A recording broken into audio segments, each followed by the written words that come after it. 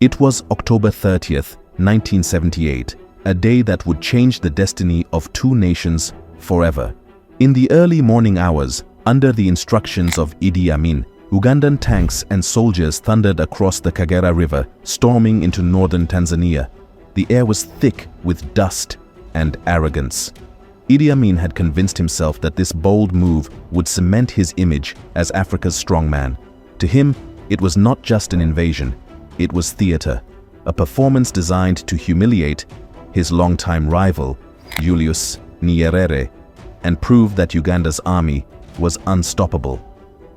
But the spectacle Amin envisioned quickly turned into something else. His troops, undisciplined and brutal, looted villages, torched homes, and left behind trails of destruction in Tanzanian territory. Instead of sparking fear, the invasion ignited outrage. Nyerere, a man known for patience and diplomacy, suddenly had the perfect justification to strike back. For years, he had sheltered Ugandan exiles who longed to see Amin overthrown. Now, with his homeland under attack, he had both the moral authority and the military resolve to act. What Amin failed to grasp was that this gamble would unleash forces far beyond his control. The invasion united Tanzanians like never before and forged a deadly alliance between Nyerere's disciplined army and Amin's exiled enemies. What was meant to be Amin's greatest display of power would become the very spark of his downfall. In this video, we shall look at the life of one of Africa's most brutal dictator and how one single mistake led to his downfall. This is a story of arrogance, greed, and brutality. This is the story of Idi Amin Dada, the butcher of Uganda, and how one mistake led to his downfall.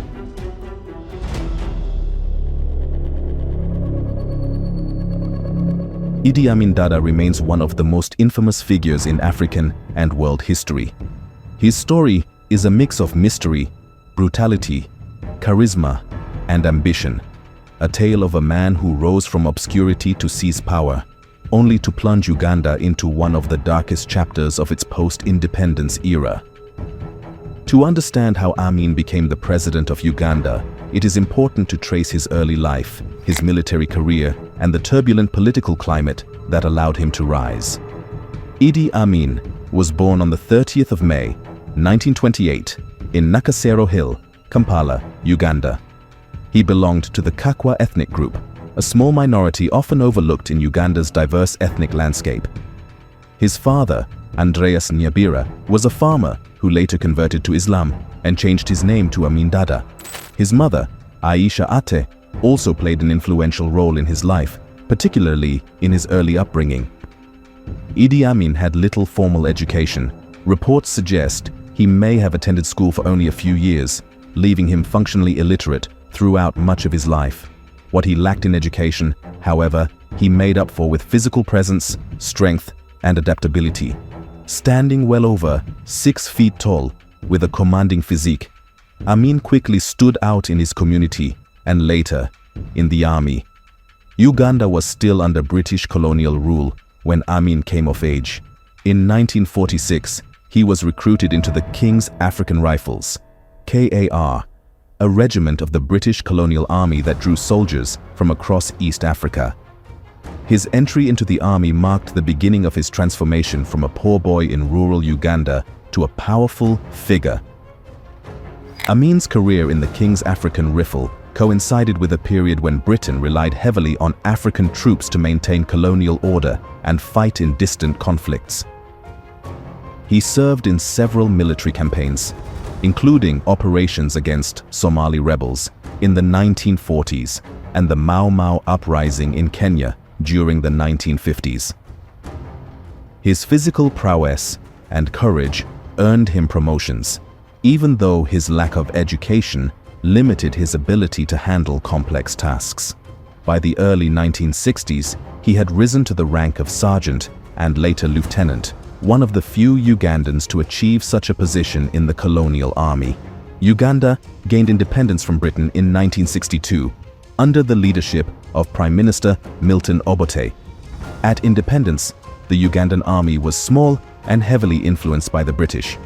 Obote faced a challenge: how to maintain control of the military while consolidating political power. Idi Amin, who had gained a reputation as loyal, physically intimidating, and willing to follow orders, became an ideal candidate for rapid promotion. Obote saw him as a useful ally, someone who could secure his power while counterbalancing rivals.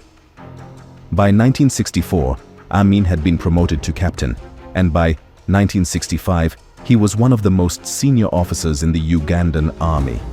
However, Amin's rise was not without controversy.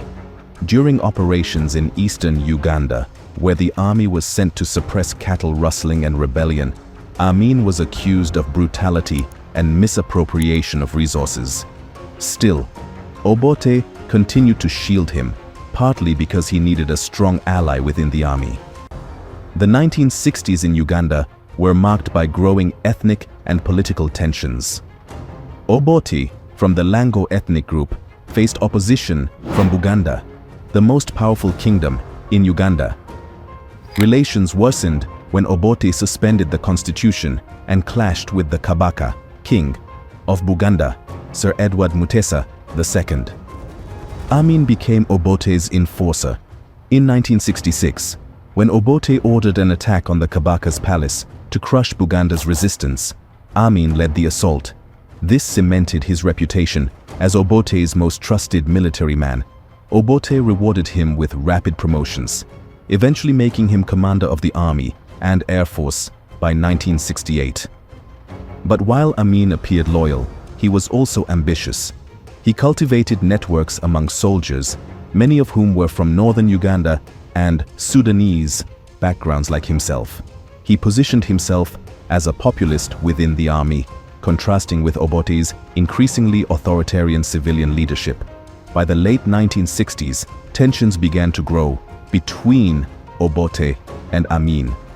Reports of Amin's extravagant lifestyle, corruption, and involvement in smuggling, particularly of gold, ivory, and coffee through Congo, raised questions about his loyalty. Some in Obote's government accused Amin of plotting a coup.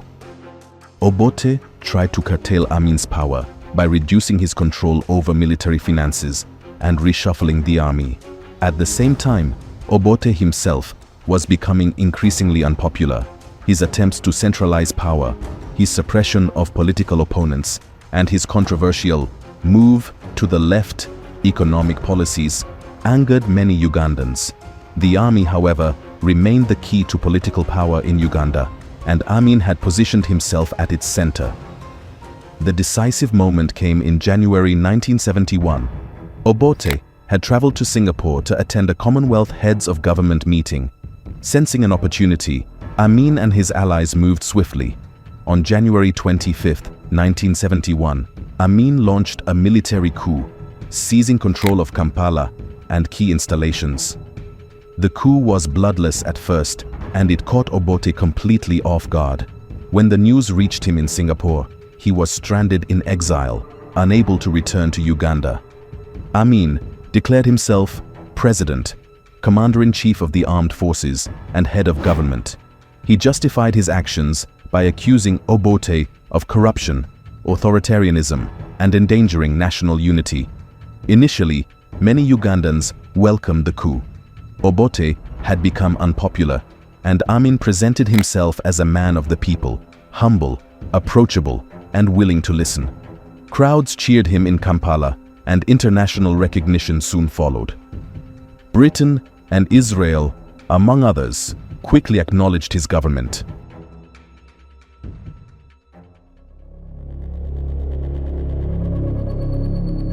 Idi Amin Dada's rise to power in 1971 was sudden, dramatic, and, for many Ugandans at first, hopeful. He presented himself as a man of the people, humble, approachable, and determined to end corruption and misrule under Milton Obote. Yet what followed was one of the most brutal, chaotic, and surreal dictatorships in Africa's modern history. Amin's regime combined ruthless violence with bizarre theatrics, economic collapse, and erratic foreign policy. By the time he was overthrown in 1979, Uganda was left devastated socially, politically, and economically.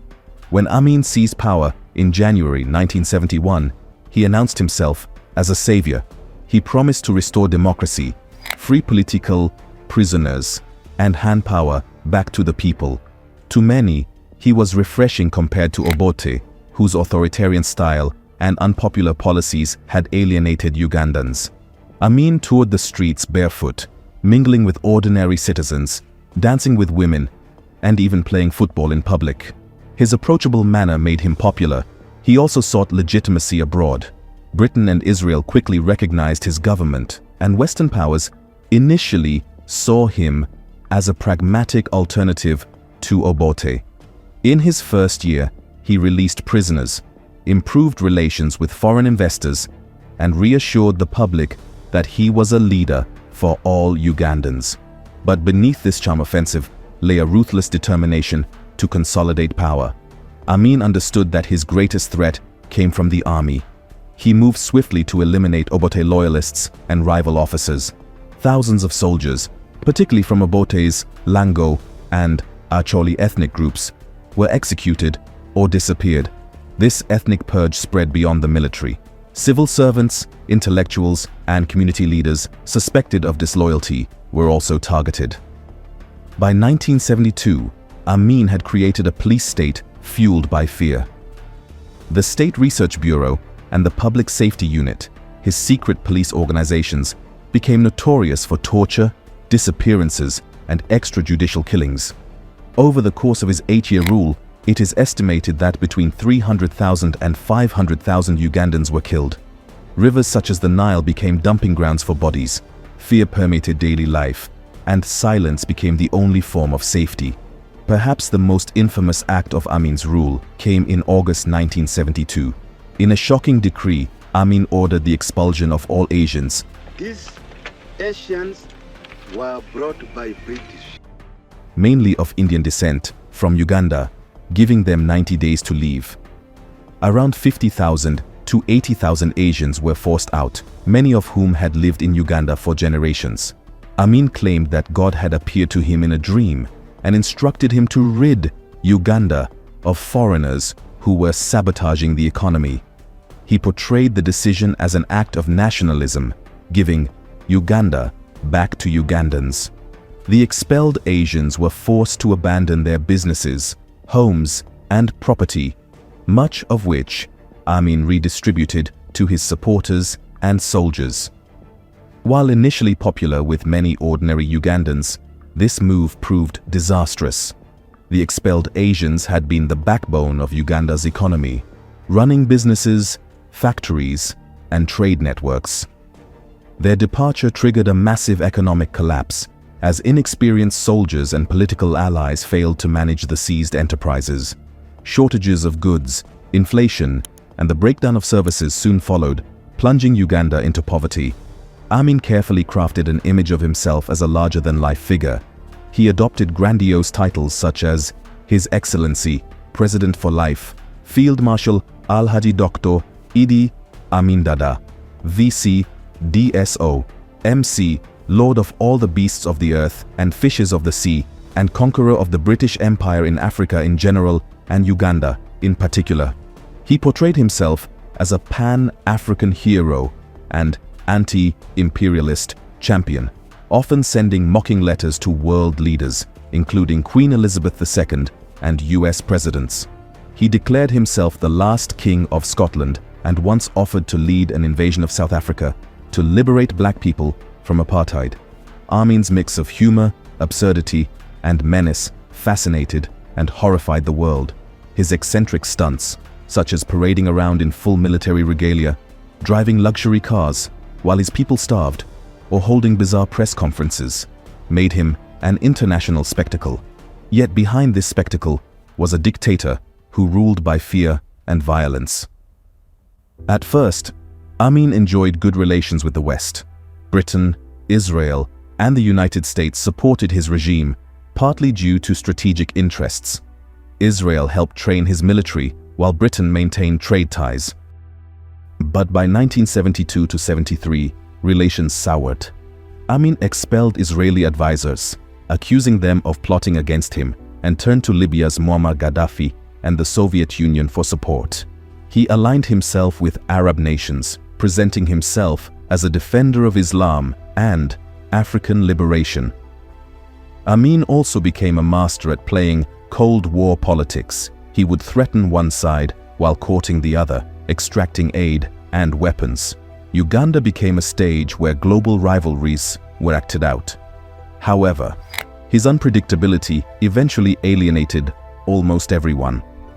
By the mid-1970s, Uganda was diplomatically isolated, with few genuine allies left.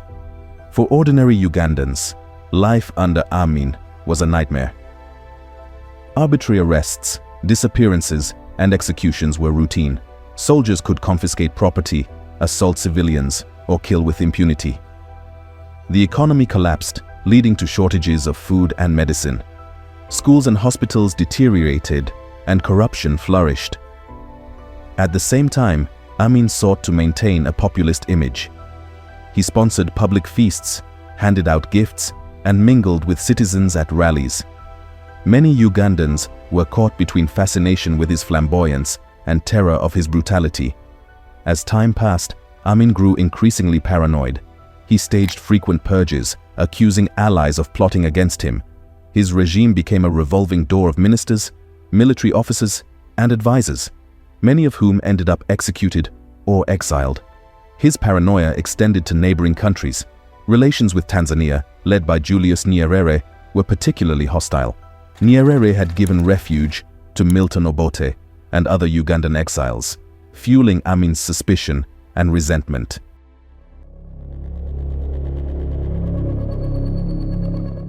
By the mid-1970s, Uganda was a country in turmoil.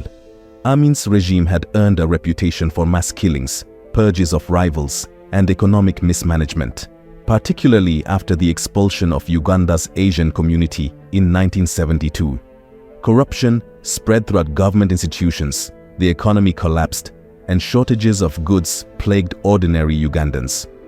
Still, Amin clung to power. His survival rested on loyalty from the military, fear instilled in the population, and his ability to manipulate foreign relations during the Cold War. However, beneath the surface, his position was weakening.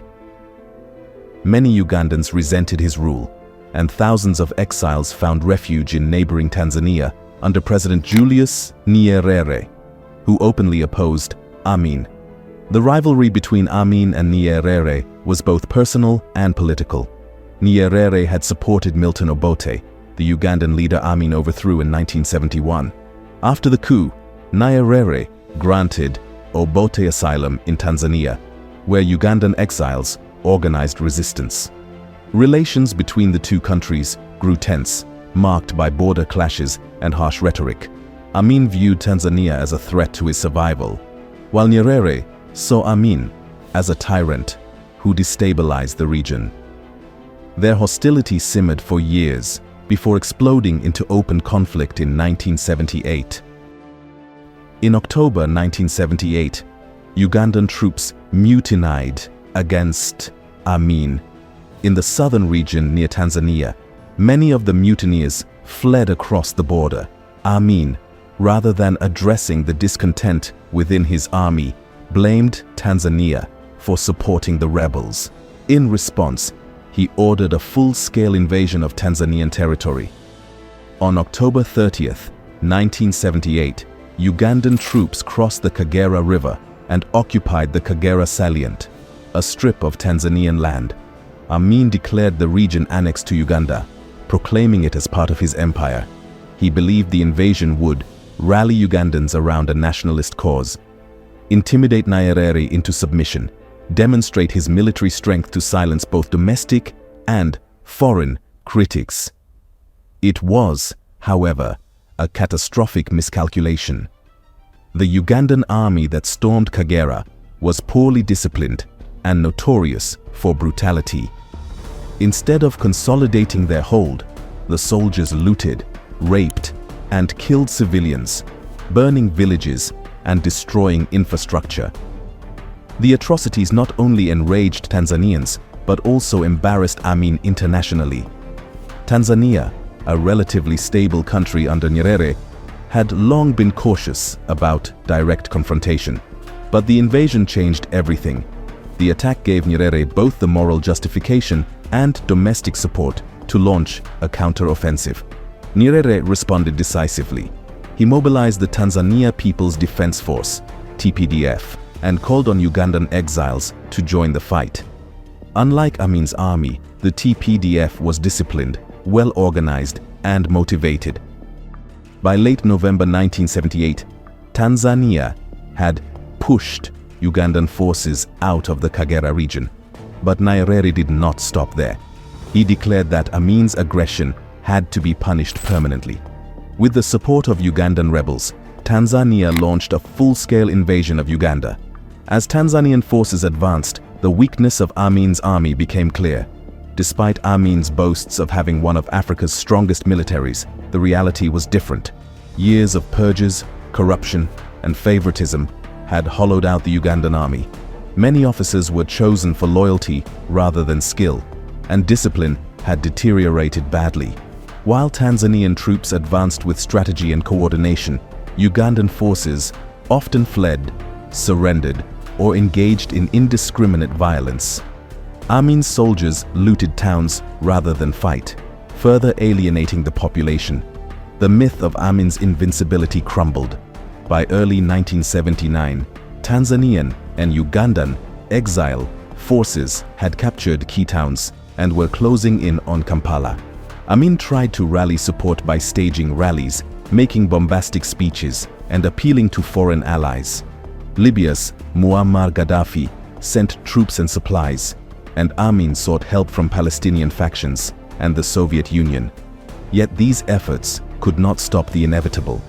On April 11, 1979, Tanzanian and Ugandan rebel forces captured Kampala. Amin fled the capital in disguise, abandoning his government. Within days, his regime had collapsed, and a new transitional government was formed under Yusuf Lule, supported by Nyerere and the Tanzanian army. After fleeing Uganda, Amin first went to Libya, where Gaddafi offered him refuge. Later, he settled in Saudi Arabia, where he lived quietly under the protection of the Saudi royal family until his death in 2003.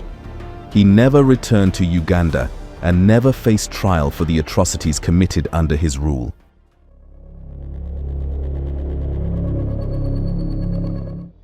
Idi Amin's invasion of Tanzania was disastrous for several reasons.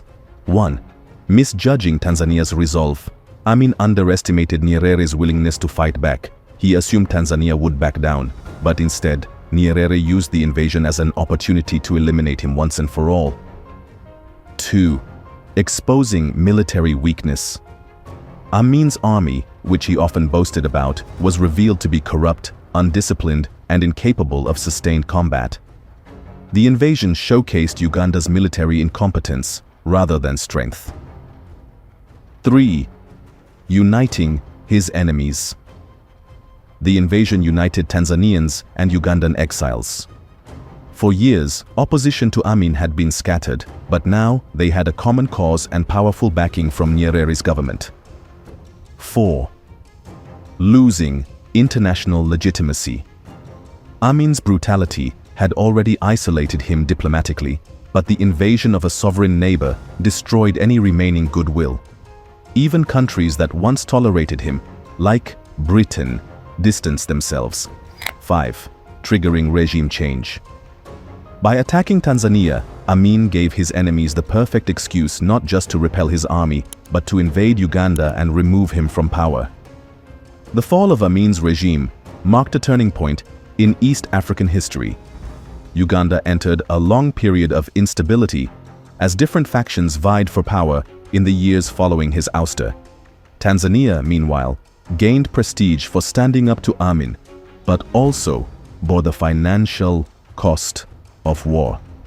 For Amin personally, the invasion was the ultimate undoing of his power. He had survived purges, economic collapse, and mass killings, but this reckless act of aggression destroyed his regime in less than 6 months. Idi Amin's decision to invade Tanzania in October 1978 was the single greatest blunder of his rule. It was born out of arrogance, paranoia, and a misreading of both his own strength and his enemy's resolve. What he hoped would be a demonstration of power instead exposed his weakness, united his enemies, and opened the door to his downfall. By April 1979, his rule was over, his army defeated, and his once terrifying grip on Uganda shattered.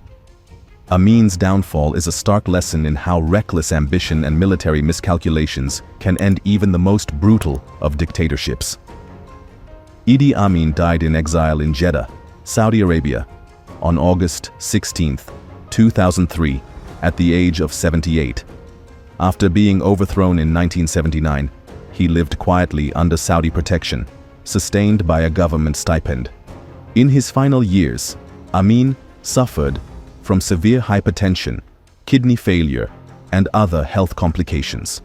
His family requested he be allowed to return to Uganda for treatment, but the government refused, fearing unrest. He slipped into a coma and died in King Faisal Specialist Hospital. Though one of Africa's most infamous dictators, he was buried quietly in Jeddah, far from the country he once ruled. Thanks for watching, and see you on our next video.